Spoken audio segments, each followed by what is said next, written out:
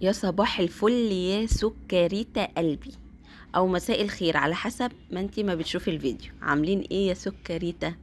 يا رب تكونوا دايما بألف خير. عاملين ايه في دعكة الامتحانات؟ انا عارفة ان في ناس عندها دعكة امتحانات، ربنا يكون في عونكم، ويا رب يا رب يدي كل واحد على قد نيته، ويا رب يعني يديكوا على قد تعبكوا يا امهات. بصوا، ده كده يوم جديد، من بعد العاصفة الترابية على طول، يعني بعدها كده بيوم ولا يومين. آه، استنيت كده لما الجو يهدى خالص، وبعد كده بقى ابتديت اقوم علشان خاطر اعمل الشقة. تمام كده. انا الحمد لله انا كنت عارفة ان في عاصفة ترابية، فانا كنت مقفلة وما كنتش بنشر وما كنتش بعمل اي حاجة. انا على طول متابعة الارصاد عشان خاطر لو في مطر او في اي حاجة، علشان خاطر ايه؟ منزلش، ما فتحش كده. فانا كنت عارفة ان في عاصفة ترابية، فانا بعمل حاجة كده لما بعرف ان في عاصفة ترابية، بالذات اللي عنده ألمونتال. بعمل ايه؟ عارفين، بجيب زي حتة كده، اي تيشرتات قديمة، اي فوط، اي حاجة بجيبها وبخليها متندية مية بسيطة قوي، يعني ببلها مية وبعصرها حلوة قوي. بعصرها، وبعد كده اروح حطاها في في الفتحات بتاعة الألمونتال. يعني شفتوا انتوا لما بتقفلوا الألمونتال في زي حتة كده، هي دي اللي بحط فيها بحيث ما تدخلش برضو عليا التراب. حتى لو دخل التراب تبقى الحتة دي مندية، فالمية تاخد الهواء. انا كنت سمعت قبل كده، يعني دكتور في التلفزيون قال الموضوع دوت، وبصراحة من ساعتها وانا بعملها وحلوة قوي، وبتدخل لي تراب قليل. تمام كده. يعني انتوا لو مش فاهمين الحتة دي، انا هبقى اعملها عملي معاكم بعد كده وهصورها واوريها لكم. يعني انتوا قولوا لي لو انتوا ما فهمتوش انا بعمل ايه، قولوا لي وانا هصورها واحطها. تمام. بس مسكت بقى ايه، شلت الاول الفرش ودخلته على طول في الغسالة. انا بقى بعرفة لما انا هعمل الفرش بتاع السراير ما بغسلش اي حاجة تانية، وما بحبش احط الملايات في باسكت الغسيل، بحس ان هو كوم. ف... فبتعب يعني. كفاية الغسيل اللي ما بيخلصش، فكمان لما احط ملايات ومفارش فتحسي ان انتي بتنهاري. فانا على طول لما بشيل لما بشيل السراير على طول بحطها في الغسالة. خلاص كده. بس وبعد كده بقى ابتديت ألمع الشباك أول حاجة علشان خاطر أفتحه، عشان خاطر لو هيدخل لي هوا يدخله لي نضيف. بس وبعد كده بقى مسكت الخشب كله لمعته. بس يا دنيا، مسكت كل الخشب لمعته. معلش رجعت لكم، دنيا كانت عمالة تعمل دوشة وكده فقلت أشوفها الأول. بس ابتديت بقى بعد ما خلصت الشباك كده علشان خاطر افتحه يدخل الهوا نضيف، عشان هو طبعا كان متطرب. نضفته من بره ومن جوه، وبعد كده رحت عملت بقى الخشب بتاع السراير والكومودينو والباب. تمام كده. بعد كده بقى ابتديت اعمل المراتب. على فكرة بأمانة انا اسبوعيا لازم اعمل المراتب كده، وانا بشيل الملايات. انا في الشتاء بشيل الملايات مرة واحدة في الاسبوع، في الصيف بشيلها مرتين. تمام. ف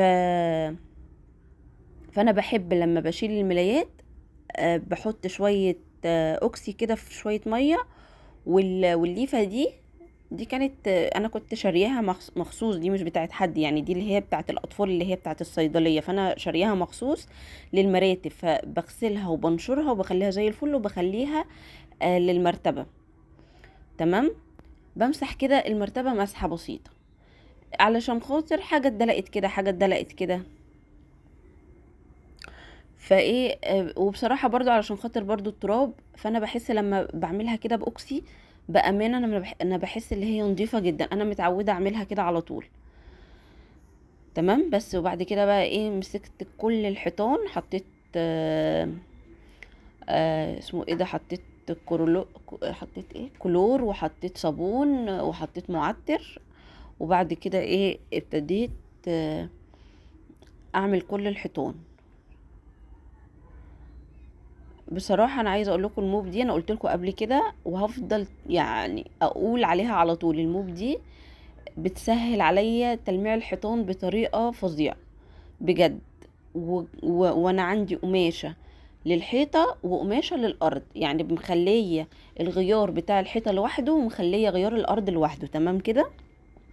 بعد ما خلصت الحيطان رحت ايه عملت الأرض. ماشي. وعلى فكرة انا بسيبها تنشف خالص براحتها، بعد كده فرشت. بس انا بعد ما همسح هتلاقوني وريتكم الفرشة على طول، بس علشان خاطر ايه المقاطع تبقى ورا بعضها. لكن انا لا، انا خليتها لحد ما تنشف خالص، يعني فضلت مفتحها لحد ما، يعني انا بصوا مسحتها ورحت دخلت على اوضة النوم. تمام كده. خلصت اوضة النوم وظبطتها. وبعد كده كانت اوضة الاطفال نشفت، فرحت ابتديت افرش في اوضة الاطفال. تمام. يعني ما بفرش على طول، بستناها علشان بس ايه ما يحصلش اي كمكمه، يعني الحيطان ما يبقاش فيها رطوبه والارض تبقى ناشفه خالص، ما يحصلش كمكمه وما يحصلش رطوبه. يعني احنا بننظف والدنيا زي الفل، نيجي بقى على حاجه بسيطه مستعجلين يلا يلا فتفرشي والارض منديه مثلا، تيجي تحطي السجاد على الارض المبلوله، فمع الوقت هتعمل زي ريحه كمكمه، وانت بقى مش عارفه ريحه الكمكمه دي جايه منين، فانت لازم تستني خالص لما الارض تنشف خالص. والحيطان يعني فاهميني، يعني انا فضلت مفتحه علشان خاطر كله ينشف والمراتب وكله ينشف. بعد كده قلت ايه افرشها. تمام. انا عايزه اقول لكم على قد ما كنتش مفتحه، انا كنت بصراحه قلت لا مش هطلع تراب كتير لان انا كده كده كنت لسه عاملاها على العيد. انا اتفاجئت بكميه الطينه اللي في الجردل، اللي هو ايه ده. انا عايزه اقول لكم، انا بس عشان خاطر ما طولش عليكم الفيديو، انا عملت الحيطان مرتين ومسحت الارض مرتين عشان انا لقيت ان هي مش نظيفه. بصوا فرشتها خلاص كده ودفتها، حتى بصوا من الشباك هتلاقوا ان الدنيا ليلت. كان الكلام دوت انا نضفت الصبح، فاستنيتهم لما نشفوا بعد كده فرشت. تمام. بس انا قلت احط لكم المقاطع مع بعض عشان كله يبقى مع بعض. بصوا بقى في حاجه تانية كده عايزه اقولها لكم انا بعملها. يعني انا اسفه على المقطع دوت لو حد هيتضايق منه، بس انا عايزه اوريكم انا بعمل ايه. بصوا انا ما بحطش الشرابات مع الهدوم ابدا ابدا، حتى لو بتاعه البيت حتى لو نظيفه ما بحطش الشرابات ابدا. عامله لها كيس لوحدها ومعلقاه في شباك الحمام. ماشي كده. وخلاص كلنا اتعودنا نقلع الشرابات نحطها في الكيس ده، وعامله الكيس مخرم اللي هو كيس الشرابات. ماشي. وخلاص اول ما يتملي مثلا الكيس ده اروح واخداها الاول في باسكت كده، واروح مديها شطفه بالكلور والصابون الاول لازم. وبعد كده بقى اروح مدخلاها في الغساله تتغسل، ما بدخلهاش ابدا ابدا في الغساله كده. لازم اشطفها الاول. ماشي. دي عملتي، وعلى فكره بامانه انا بعمل الطريقه دي من ساعه ما اتجوزت. وماما اصلا كانت بتعمل كده، اللي هي ما تحطوش الشرابات في باسكت الغسيل، حطوه في باسكت لوحده. فانا متعوده اصلا من زمان ان الشرابات ما بتتحطش ابدا في باسكت الغسيل. خلاص انا بس قلت اقول لكم ايه المعلومه دي يعني. بس بعد كده بقى رحت دخلت على اوضه النوم. للاسف معرفتش افتح اوضه النوم علشان خاطر كان في عمال في وشي، فقلت مش هعرف يعني اتحرك وكده، ما فتحتش يعني. فقلت خلاص مش مشكله. لما اخرج من الاوضه بعد ما اخلص توضيف فيها واخرج هبقى افتح الشباك، علشان خاطر اكون انا يعني مش موجوده في الاوضه يعني وانا بوضب. تمام. بس مسكت برضو الأوضة، رحت مسكتها كلها بقى، لمعتها. انا عايزة اقول لكم المرايات دي بتتلمع مثلا، ده بجد، بالذات المراية اللي هي بتاعت الدولاب، ممكن نلمعها في اليوم مثلا مرتين، لدرجة اللي انا تعبت. بنتي بقى طول النهار واقفة قدامها، في ايديها مية، في ايديها اي اكل، في ايديها اي حاجة، تروح ملطخة على المراية. صدقوني بجد، لدرجة اللي هما: يا بنتي هو انتي ما بتلمعيش المراية دي؟ يا بنتي انتي ما بتلمعيش المراية دي؟ صدقوني بلمعها، بس عارفين، خلاص بقى، خلاص يعني المراية نفسها اشتكت من كتر ما انا بلمعها يعني كل شوية. بس وهنا دندن طبعا كانت عمالة تزن، عايزة تساعدني. طب اساعدك في ايه؟ اساعدك في ايه؟ فرحت اختفت خالص من وشي. بعد كده لقيتها جايبالي حتة. تمام. هي عارفة انا الحتت النظيفة بشيلها فين، فلقيتها فتحت الدرج وجابت حتة، ولقيتها بتلمع معايا، اللي هو الله يا ما شاء الله، انتي عرفتي. بس يلا لمعي. على فكرة انا بخليها تساعدني، هي عندها 3 سنين، بس انا بخليها تساعدني. اكيد مش بخليها تساعدني اللي هي المساعدة الجبارة، انا بخليها تساعدني على قد سنها. وما بقولهاش اعملي معايا، لا، بقول لها ممكن تساعديني يا دنيا، اللي هو ايه، ممكن يا دنيا مثلا تجيبي لي كوبايه الميه دي، ولما تجيبها لي بقول لها شكرا ساعدتيني. لما مثلا بكون بكنس الارض بقول لها ممكن تشيلي الدبدوب بتاعك ده تحطيه في البيت بتاعك. مثلا لو قالت لي لا، بقول لها علشان خاطر تساعدي ماما، فتقول لي حاضر. فانا معرفوها اللي هي تساعدني مش تشتغل معايا، لازم تساعدني، لازم يعني تعلموا ولادكم كده، اللي هو ما تبقاش قاعد. على فكرة ده الولد او بنت، ما تبقاش قاعد كده يا حبيبي وانا كل حاجة يعني مجابة، وكل طلباتك اوامر. لا مش كده خالص. آه، يعني بالعقل، اكيد في طلبات طبعا لازم انت اللي تعملها له، وده طبيعي يعني. بس انا بتكلم اللي هو لازم يساعدك، اذا كان ولد او بنت. ما تقعدوش تقولوا لا اصل ده ولد هيساعدني في تنظيف البيت. عادي، مفيش اي مشكلة على فكرة.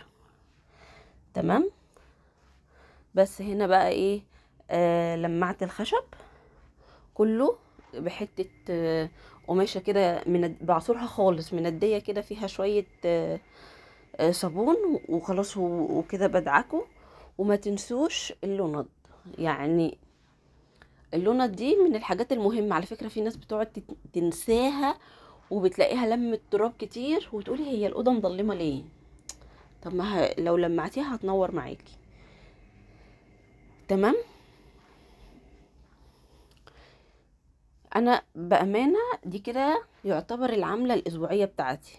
هو انا كده كده اصلا آه كانت الاوضه، يعني زي ما انا قلت لكم، كانت ماما هي اللي فرشاهم لي في العيد وكده، فايديا ما كانتش هي اللي فيهم ماشي كده. فحسيت لما خلاص المفروض بقى انا اقوم واستنيت بقى العاصفه وخلصنا، قلت لا اقوم كده ايه، انا اعنشهم كده واشم فيهم ريحه النظافه بتاعتي. انا بحس ان ايدي غير، مش عارفه. وفعلا على فكره آه، جوزي مينا لما جه ودخل الاوضه بيقول لي ايه ده، الله الاوضه يعني فيها ريحه كده اللي هي ريحه نظافه كده.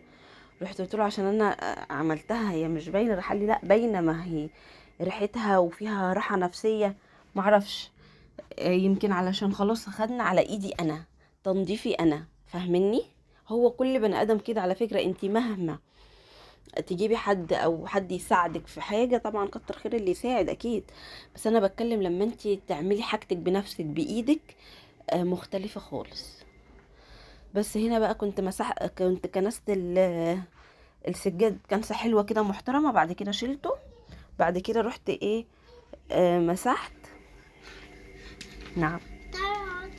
ماشي. رحت ايه مسحت وبعد كده هسيبه بقى ينشف، وهقفل باب الاوضه وهسيبه ينشف خالص. وانا هقفل باب الاوضه علشان خاطر زي ما قلت لكم كده في عمال، فانا يعني ما يشوفونيش وانا رايحه وجايه يعني. تمام. قفلتها لحد برضو ما نشفت خالص. بعد كده بقى ايه، ابتديت افرشها. ماشي. بصوا بقى بعد الفرش، انا عايزه اقول لكم بحب كده لما بفرش بحب احط البادي سبلاش، اي بادي سبلاش بتاعي بحب كده ارشه على السرير والمخدات، واقفل باب الاوضه بقى. وعايزه اقول لك لما تيجي تنامي، يا نهار روايح ويا نهار راحه نفسيه. بصوا بتبقى فظيعه. بصوا بعد بقى ما خلصت، رحت دخلت علشان خاطر اعمل لهم اكل. فانا قلت لهم ايه، يلا هدلعكم كده اكله كده ايه شتويه حلوه قوي قوي قوي قوي. بصوا بقى عملت ايه.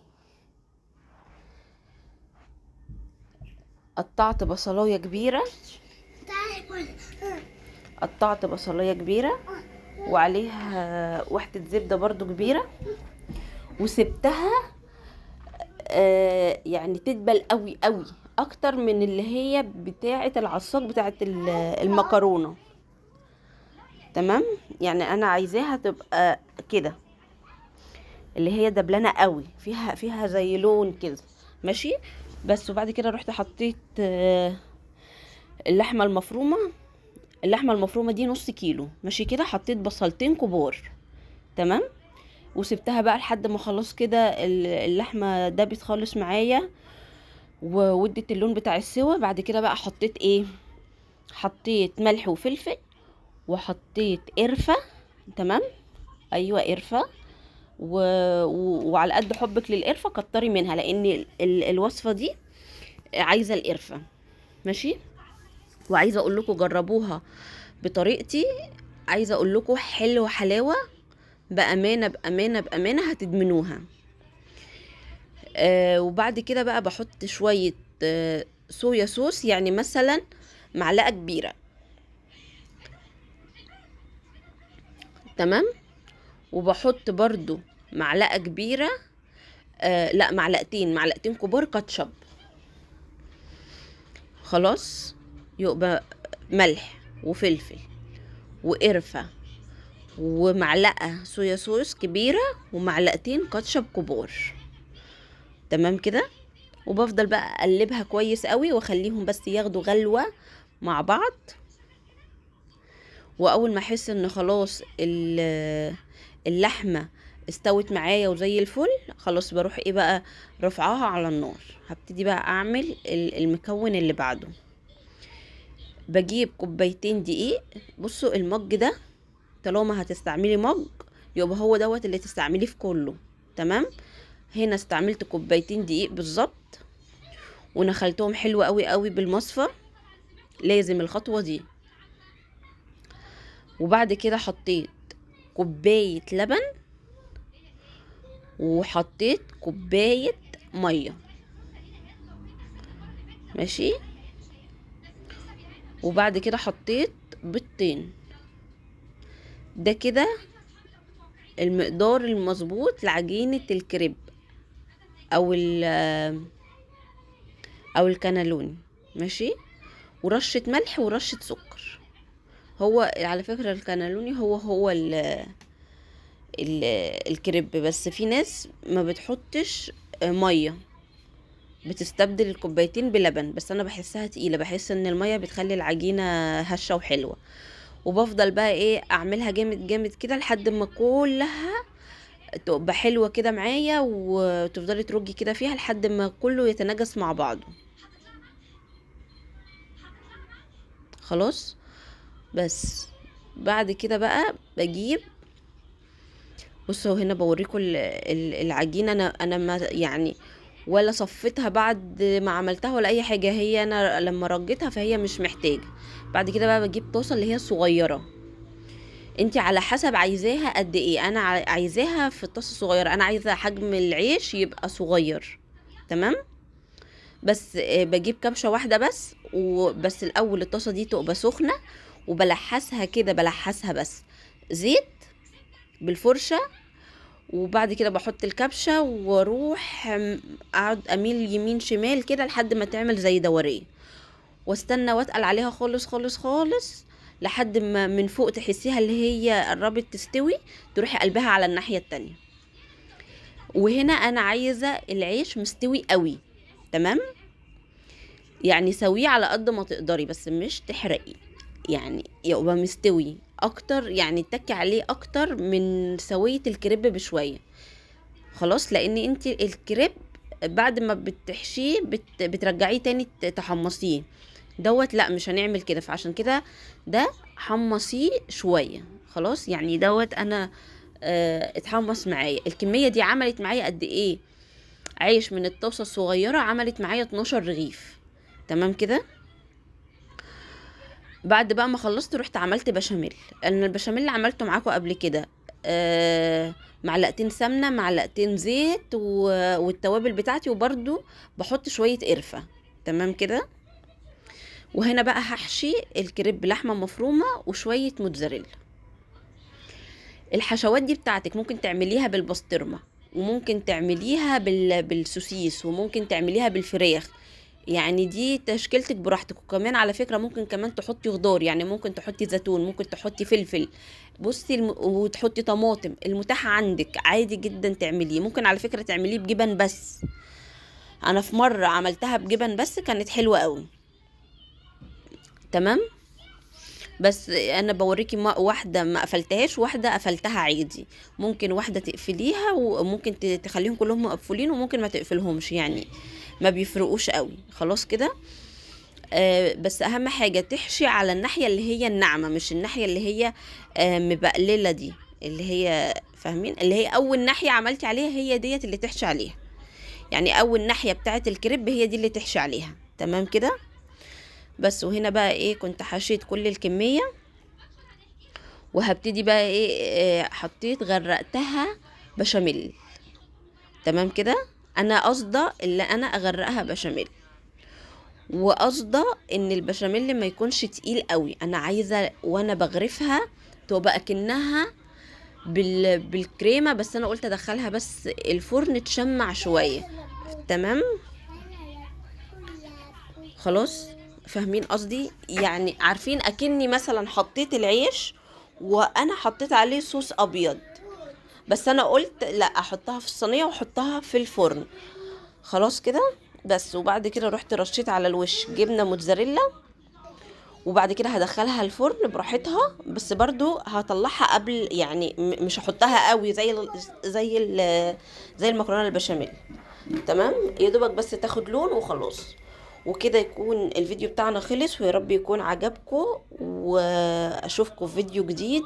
وشكرا شكرا شكرا على تعليقاتكم الجميلة، وشكرا على الناس الجديدة اللي دخلت لي. بحبكم. باي باي.